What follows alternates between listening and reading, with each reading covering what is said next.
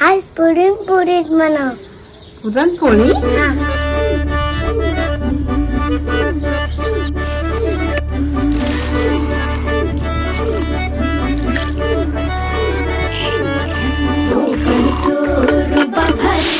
कोकणचो बाई तोरो भारी दिसते भारी गणपतीची स्वारी अन आला धादिस मामाच्या घरी. मालवण चिपळूण सावंतवाडी माझ्या कोकण गावांचो दिमाग भारी दिसते भारी गणपतीची स्वारी माझ्या कोकणा वाटे तुम्ही